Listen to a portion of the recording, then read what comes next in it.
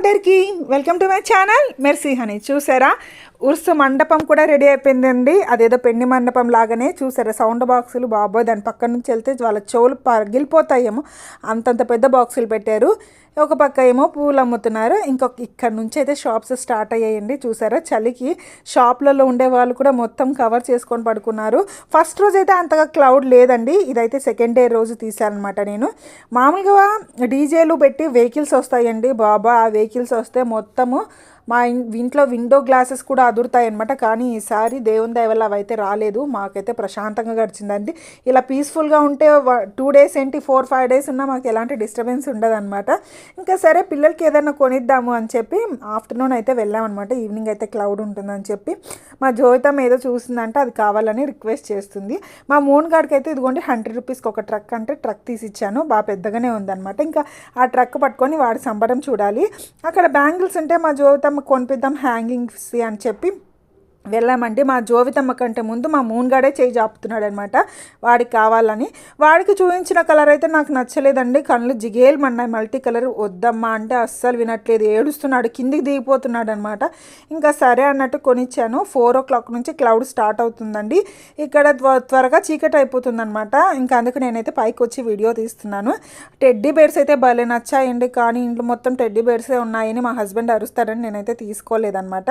ఇక్కడ నవరాత్రులు స్టార్ట్ అయితే ఒక సందడి, ప్లస్ ఈ ఊర్స్ స్టార్ట్ అయితే ఒక సందడి అండి. ఏది ఏమైనప్పటికీ మా వీధి మొత్తం కలకలలాడిపోతుందండి ఈ ఫెస్టివల్స్కి అయితే, నవరాత్రులకి అయితే మరీను అసలు. ఇంకా ఈ ఊర్స్కి అయితే మొత్తం ఎక్కడ లేని జనం ఇక్కడే ఉన్నారనమాట. మొత్తం ఫుల్ గోల గోల ఉంది.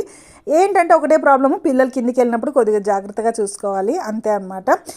ఇలా నడుస్తుందండి మా ఊర్లో ఊర్స్ అయితే. మా ఇంటి సైడ్ అంటే మా గేట్ సైడ్ ఉండే మొత్తము ఫుడ్ స్టాల్సే పెట్టారనమాట. Chicken biryani, noodles, French fries అని ఏవేవో అన్నీ పెట్టారనమాట. అటు సైడ్ ఏమో మొత్తం ఇదిగోండి ఇలా teddy bear stalls, hand bags, imitation jewellery అలా పెట్టారు. మా ఇంటి దగ్గర నుంచి రైల్వే స్టేషన్ ఒక 1 kilometer అలా ఉంటుందండి. మొత్తం మా ఇంటి దగ్గర నుంచి రైల్వే స్టేషన్ వరకు మొత్తం స్టాల్సే పెట్టారు. నేనైతే అక్కడి వరకు అయితే వెళ్ళి చూడలేదు, పిల్లలకి ఏవి కావాలో అక్కడి వరకు అయితే చూసుకున్నాను అనమాట. ఆ మరుసటి రోజు మా జోవితమ్మకి కింద ఒక పండు పైన ఒక పండు 2 పండ్లు ఒకటేసారి ఊడిపోయాయండి. ఆ రోజు ఈవినింగ్కి మొత్తానికి జ్వరం వచ్చేసింది. మరి దానివల్ల వచ్చిందో మరి ఎందుకు వచ్చిందో అర్థం అవ్వలేదు. బయట కూడా ఏ ఫుడ్ తినిపించలేదు. ఇంకా సడన్గా తను సిక్ అయిపోయేసరికి మాకు ఏం చేయాలో అర్థం కాలేదు. అది కాక సండే అయిపోవడం వల్ల ఇంకా బయట హాస్పిటల్స్ కూడా ఉండవని చెప్పి తీసుకెళ్ళలేదు. ఇంకా ఆ మరుసటి రోజు అయితే నేను స్కూల్కి అయితే పంపించలేదండి. ఎర్లీ మార్నింగ్ కూడా కొద్దిగా జ్వరం వచ్చినట్టు అనిపించింది. ఇంకా వాళ్ళ నాన్ననే ఇవాళ నేనే తీసుకెళ్తానులే అని చెప్పి హాస్పిటల్కి వెళ్ళి చూయించుకొని వచ్చారనమాట. హిస్టరీ రికార్డ్ బ్రేక్ అయినట్టే ఎప్పుడు బాగలేకపోయినా నన్నే వెళ్ళమని చెప్పేవాడు. ఈసారి అయితే తను తీసుకెళ్ళాడనమాట. ఇంకా మా జోవితమ్మకి అయితే ఇదిగోండి సిరప్ల నుంచి ట్యాబ్లెట్స్కి ప్రమోషన్ వచ్చింది. సిరప్లు తాగడానికి చాలా గోల చేస్తుందండి. దాని టేస్ట్ ఎలా ఉంటుంది, స్వీట్గా ఉంటుందా పుల్లగా ఉంటుందా అని 10 సార్లు అడుగుతుంది. కానీ ట్యాబ్లెట్స్కి అయితే ఏ మాట మాట్లాడకుండా టక్కున మింగేసింది అనమాట. కానీ తప్పలేదంటే ఒక సిరప్ అయితే ఇచ్చాడనమాట. ఆ సిరప్ తాగడానికి ముందు నన్ను తాగి చూడమని చెప్తుంది అనమాట. నేను తాగి తనకి టేస్ట్ చెప్పిన తర్వాత తనైతే తాగుతుంది. ఇదిగోండి ఇంకా రేపటి వరకు తగ్గిపోతే చూడాలి. హోంవర్క్ కూడా ఇవాళ స్కూల్కి వెళ్ళకపోయేసరికి క్లాస్ వర్క్ హోంవర్క్ చాలా ఎక్కువ అయిపోయింది. అవన్నీ చేయించేసరికి నాకైతే ఈవినింగ్ అయిపోయింది అనమాట. వీడియో నచ్చితే లైక్ చేయండి, కంటెంట్ నచ్చితే సబ్స్క్రైబ్ చేసుకోండి. మరొక వీడియోలో మరి కలుద్దాం. బాయ్.